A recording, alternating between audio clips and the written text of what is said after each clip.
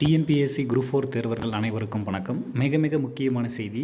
TNPSC group 4 vacancy குறித்து வெளியே இருக்கக்கூடிய மிக மிக முக்கியமான தகவல் பற்றி தான் இந்த வீடியோவில் பார்க்க போகிறோம். அதுக்கு முன்னாடி நம்ம சேனலுக்கு புதிய பார்வையாளர்களாக இருந்தீங்கன்னா மறக்காமல் சப்ஸ்கிரைப் பண்ணிக்கோங்க. பக்கத்தில் இருக்கிற பெல் ஐக்கானை கிளிக் பண்ணிக்கோங்க. அப்போ தான் எந்த பெரிய மிஸ் பண்ணாமல் பார்க்க முடியும். சரி, ஓகே, வாங்க வீடியோக்குள்ளே போகலாம். அதாவது ஒரு மிக மிக முக்கியமான தகவல் வெளியே இருக்குதுங்க. தற்போது டிஎன்பிஎஸ்சி குரூப் 4க்கு எல்லா தேர்வர்களும் படிச்சுட்டு இருப்பீங்க. சில பேர் இன்னும் படிக்க ஸ்டார்ட் பண்ணாமல் இருப்பீங்க. ஸ்டார்ட் பண்ணிக்கலாம் அப்படின்னு இருப்பீங்க. சில பேர் கன்சிஸ்டன்சியாக படிச்சுக்கிட்டே இருப்பீங்க. ஸோ கன்சிஸ்டன்சியாக படிக்க ஆரம்பிங்க. நமக்கு டைம் அந்தளவுக்கு இல்லை. டிசம்பர் மாதத்தில் எக்ஸாம் அப்படிங்கிற மாதிரி சொல்லியிருக்காங்க. உங்களுக்கே தெரியும். ஒரு சிலரால் ரெகுலராக படிக்க முடியலன்றலாம் கமெண்ட் பண்ணுறீங்க. ஒரு விஷயம் புரிஞ்சுக்கோங்க. சாப்பிட்ற மாதிரி தூங்குற மாதிரி ரெகுலராக படிக்கிறது அப்படிங்கிறது சாதாரணமாக அந்த மாதிரி பண்ண முடியாது. அது கண்டிப்பாக சம் டிஸ்டர்பன்சஸ் வரும். நம்ம திரும்பவும் கிவ் அப் பண்ணாமல் நெவர் கிவ் அப்பாக திரும்பவும் அதை ஸ்டார்ட் பண்ணி ரீஸ்டார்ட் பண்ணி படிக்க ஆரம்பிக்கணும். அதுதான். ஸோ இப்போ சட்டமன்ற தேர்தல் நடைபெற்று கொண்டிருக்கக்கூடிய சூழ்நிலையில் டிஎன்பிஎஸ்சிலேருந்து பெருசாக எந்த ஒரு அறிவிப்புகளும் வரல. அதுக்காக டிஎன்பிஎஸ்சி ஒர்க் ஆகலையான்னு கேட்காதீங்க. டிஎன்பிஎஸ்சியில் எல்லா அறிவிப்பும் பர்ஃபெக்டாக போய்கிட்டு தான் இருக்குது. நான் என்ன சொல்ல வரேன்னா, அவங்களோட வேலை எல்லாத்தையும் பர்ஃபெக்டாக பார்த்துட்ருக்காங்க. வேக்கன்சியை ஃபைனலைஸ் பண்ணுறது, சரிங்களா? அதுக்கப்புறம் நோட்டிஃபிகேஷன் வர்றதுக்கான ப்ராசஸ்ஸு, ரிசல்ட் வர்றதுக்கான ப்ராசஸ்ஸு, சர்டிஃபிகேட் வெரிஃபிகேஷனுக்கான ப்ராசஸ்ஸு அப்படின்னு சொல்லிட்டு டிஎன்பிஎஸ்சி தரப்புலேருந்து எல்லா ப்ராசஸையும் பர்ஃபெக்டாக பண்ணிட்டு தான் இருக்காங்க. அதனால் செயல்படலைன்னு இல்லை. எலெக்ஷன் நடத்தை விதிமுறைகள் அமலில் இருக்கிறனால பெருசாக எந்த நோட்டிஃபிகேஷனும் அது வரதில்லை, சரிங்களா? இப்போ எலெக்ஷன் முடிஞ்சோடனே அடுத்தடுத்த நோட்டிஃபிகேஷன் வரும் பாருங்கள் ஒவ்வொரு எக்ஸாமுக்காக, சரிங்களா? அந்த விஷயத்தை கரெக்டாக நீங்கள் அண்டர்ஸ்டாண்ட் பண்ணிக்கோங்க. அதேமாதிரி குரூப் 4 வேக்கன்சி பொறுத்த வரைக்கும் இந்த மாதிரி ஆட்சி மாற்றம் எப்படியும் வரப்போகுது. ஆட்சி மாற்றம்ங்கிறது டிஎம்கே இருந்தாலும் சரி, ஏடிஎம்கே இருந்தாலும் சரி, கண்டிப்பாக மறுபடியும் ஒரு ஆட்சி மாற்றம் அப்படிங்கிறது வரப்போகுது.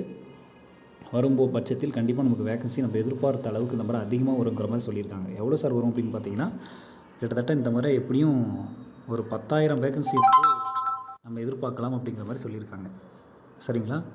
ஒரு 10,000 வேக்கன்சி அப்படிங்கும்போது கண்டிப்பாக நிறைய பேரால் நம்மளால் உள்ளே போக முடியும். ஆனாலுமே நீங்கள் கேர்லெஸ்ஸாக இருக்காதீங்க. ஏன்னா நமக்கு வந்திருக்கிற தகவல் தான் இது. எதையுமே நம்ம உறுதிப்படுத்தப்பட்ட தகவலாக சொல்ல முடியாது. ஆனால் வாய்ப்பு நிறைய இருக்குது அப்படின்னு இந்த மாதிரியான இன்ஃபர்மேஷன் வந்திருக்கு. நீங்கள் மார்க்கில் ஃபோக்கஸ் பண்ணாமல் ரேங்க்கில் ஃபோக்கஸ் பண்ணுங்கள், சரிங்களா? நான் இந்த ரேங்க்குள்ளே வரணும். கம்யூனல் ரேங்க் விடுங்க. ஜென்ரல் ரேங்க்கில் பார்த்தீங்கன்னா இந்த ரேங்க்குள்ளே நான் வரணும். ஃபஸ்ட்டு 5 ரேங்க்குள்ளே வரணும். ஃபஸ்ட்டு 10 ரேங்க்குள்ளே வரணும்.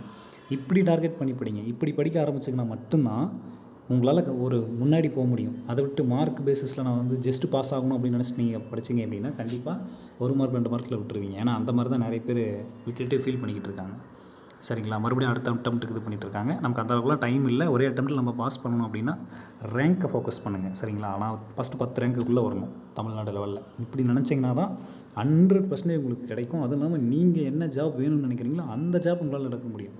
ஜூனியர் அசிஸ்டண்ட்டாக இருக்கட்டும், இல்லை விஏஓவாக இருக்கட்டும், இல்லை டைப்பிஸ்ட்டாக இருக்கட்டும், இல்லை ஸ்டெனோ டைப்பிஸ்ட்டாக இருக்கட்டும், எது வேணும்னு நினைக்கிறோமோ அதை நம்மளால் எடுக்க முடியும். நீங்கள் பார்டரில் வந்தீங்கன்னா ஒன்றுமே பண்ண முடியாது, சரிங்களா? Consistency is the matter. ரெகுலராக படிக்கணும். ஒரே நாள் 5 மணி நேரம் படிச்சுட்டு அடுத்த நாள் படிக்காமல் இருக்கிறது முக்கியம் இல்லை. தினமும் ஒரு மணி நேரம் படிக்கணும். குறைஞ்சபட்சம் சொல்கிறேன் நான். தினமும் 2 மணி நேரம் படிக்கணும். தினமும் 3 மணி நேரம் படிக்கணும். அந்த கன்சிஸ்டன்சியில் இருக்கிறவங்க மட்டும்தான் காம்படிட்டிவ் எக்ஸாமில் சக்ஸஸ் பண்ணுறாங்க. மற்றவங்களெல்லாம் சக்ஸஸ் பண்ண முடியறதில்ல, சரிங்களா? ஸோ அந்த ஒரு விஷயத்தை புரிஞ்சுக்கோங்க. அதே மாதிரி 10,000 வேக்கன்சின்னும் போது நமக்கு கண்டிப்பாக ஒரு நல்ல வாய்ப்பு இருக்குது இந்த முறை. அதை மிஸ் பண்ண வேணாம், பயன்படுத்திக்கோங்க. உங்களுக்கு ஏதாவது சந்தேகம் இருந்தாலும் கண்டிப்பாக கமெண்ட்டில் கேளுங்க. ஏதாவது நோட்ஸ் வேணும்னாலும், இல்லை ஏதாவது மோட்டிவேஷன் உங்களுக்கு எக்ஸாம் ரிலேட்டடாக வேணும்னாலும் கண்டிப்பாக கமெண்ட் பண்ணுங்கள். நம்ம சேனல் மூலமாக அதை நம்ம கொடுக்குறதுக்கு ரெடியாக இருக்கிறோம், சரிங்களா? மேலும் இது மாதிரியான டிஎன்பிஎஸ்சி குரூப் 4 சம்மந்தமான உடனடி தகவல்கள் மற்றும் அப்டேட்களை தெரிந்து கொள்ள மறக்காமல் நம்ம சேனலோடு இணைந்திருங்கள். நன்றி.